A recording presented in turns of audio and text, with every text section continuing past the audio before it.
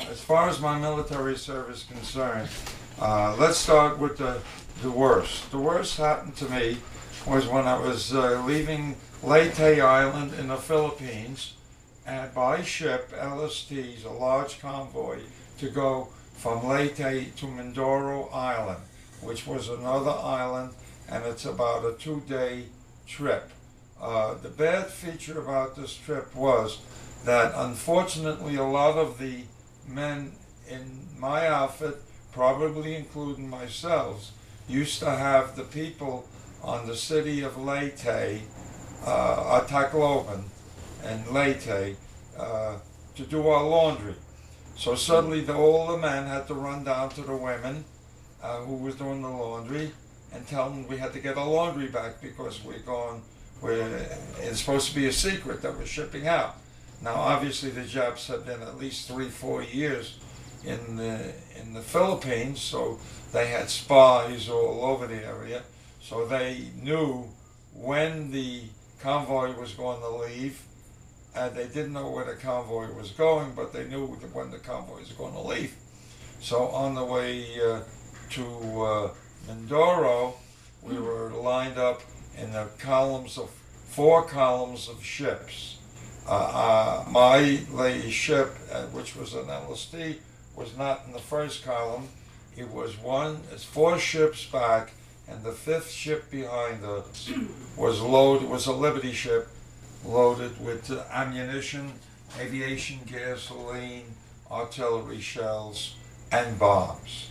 So here we are, we leave the next day, and we were supposed to be getting a Navy escort of fighter planes to cover us on top. They, unfortunately, they gathered together in the wrong area. So we were low, and then that afternoon, the Japanese started to attack us with suicide aircraft, and we got through the first attack.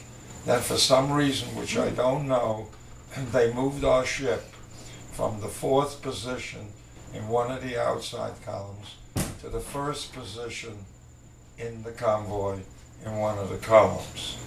Net result is another LST took our place. And that afternoon, when the Japanese suicide bombers came down, they hit the Liberty ship, which was with ammunition. It just disintegrated and disappeared.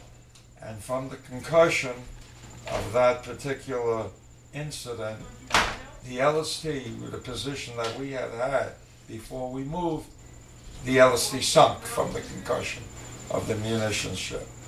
So also another thing, we were on a U.S. Coast Guard vessel, and this Coast Guard vessel didn't have enough men assigned to all the machine guns. Especially, we had small landing craft hanging over the side of the ship on divots, davits or divots, what it was called. And there was a machine gun, a 30 caliber in each one of those LSTs.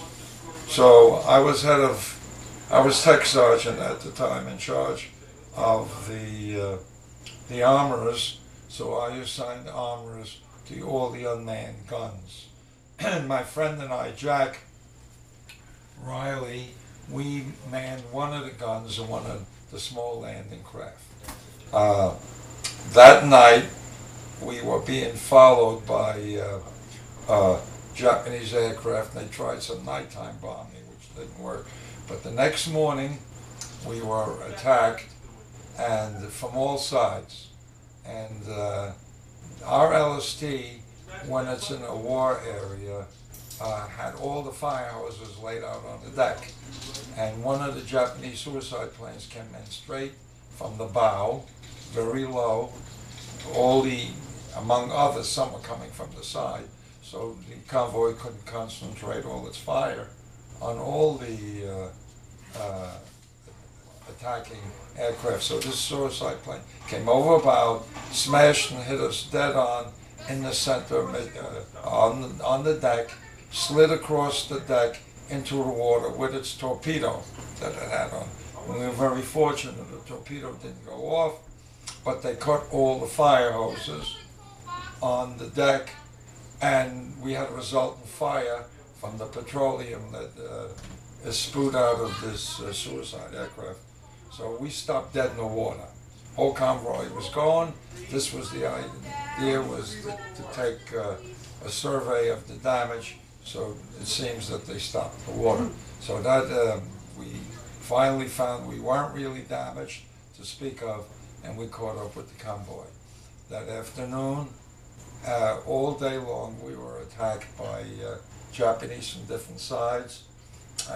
We appeared, ours, because it wasn't a 50 caliber machine gun, but only a 30. We put a lot of holes in the Japanese aircraft that attacked us, but we didn't, Jack and I didn't shoot any down. We just put a lot of holes in it. So finally, when we got to Mindoro, I think I literally kissed the ground when I got off the ship, because it's not like being on the ground where you can dig a foxhole and hide. You're on the ship and they were attacking you all day. And at the time, I was with our flight surgeon, Dr. Bucks, who said to me, words to the effect, I don't want to go through this again. And that's what happened on that particular day. Okay? So that's it. We'll continue this a little later. If you want. Okay? Yeah. Okay. If you want to rest, it's whenever.